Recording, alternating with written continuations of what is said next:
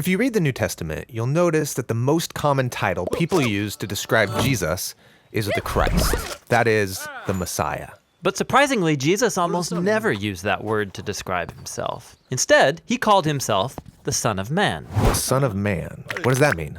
Well, the phrase comes from an important chapter in the book of Daniel in the Old Testament. Daniel was an Israelite prisoner of war who was forced to live in the empire of Babylon and work for the prideful, violent king who destroyed his home. That sounds horrible. And while he was living and working in Babylon, Daniel had this crazy prophetic dream. You ready for it? I'm ready. He saw 4 beasts crawling out of a dark sea, hybrid monster-like animals, each scarier than the one before. And the 4th beast is so mutant, there's nothing to compare it to. And it's violent, leaving death and destruction in its wake. What in the world is this about? Well, he's told that these beasts symbolize violent, prideful kings and their empires. Oh, like the one Daniel's enslaved to. Yeah, and these creatures might seem random to you, but these images are developing an important biblical theme.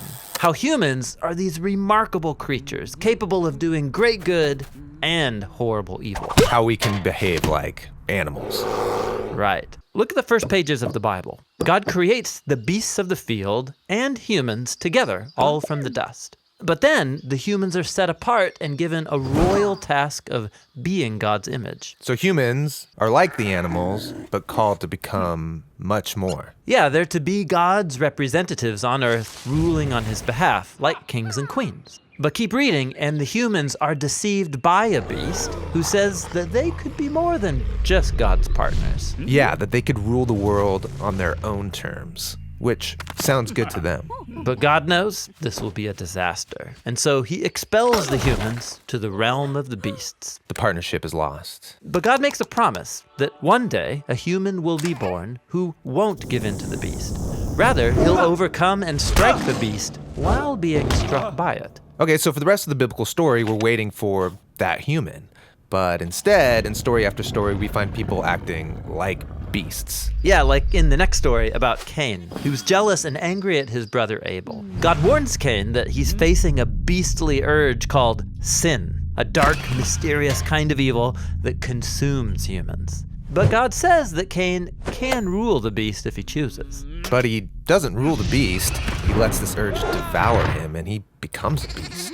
And then after this, Cain's children spread their animal-like violence, and it leads to the founding of a whole civilization known for its beastly pride, the city of Babylon. Okay, Babylon. So fast forward, this is where Daniel is enslaved, having this bizarro dream. Exactly. Now, watch what happens next in Daniel's dream. He sees into God's throne room where a court is set up, and God condemns the beast to destruction. That's great. And then Daniel sees that there's actually more than one divine throne. Oh, right, the throne that humanity left behind. Right. There hasn't been a human who's able to overcome the beast and rule alongside God until now. Daniel sees a figure called the Son of Man, which means a human. And he rides on a cloud up into God's presence and then sits down on the divine throne to rule the world. The partnership's renewed. Yes, and even more. All humanity worships and serves this Son of Man alongside God. Oh,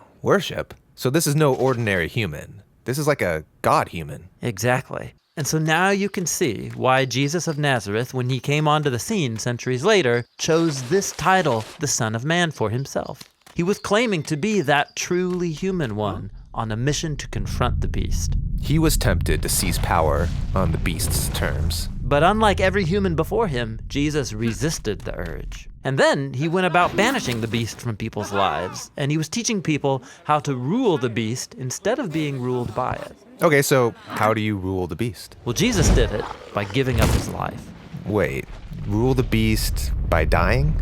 Yes. When Jesus was on trial in a human courtroom and being condemned to death, he said, "From this moment on, you will see the Son of Man sitting at God's right hand and coming on the clouds." But this is the moment he's about to die. Exactly. From one perspective, the cross looks like a beastly torture device, but Jesus viewed it as his throne. And on this throne, he exposed the subhuman nature of our evil by letting it do its worst, and then he overcame it with his divine life and love. Jesus' execution was his exaltation. So Jesus is the first human to overcome the beast. And as a result, he can partner with God to rule the world. And so now, Jesus is summoning a new humanity into existence, one that can overcome the beast in the same paradoxical way. To rule the beast by dying. And then by discovering that Jesus' life and power can become our life and power. So we can rule the world as God's partners, but Jesus style, in the power of service, humility, and self-giving love.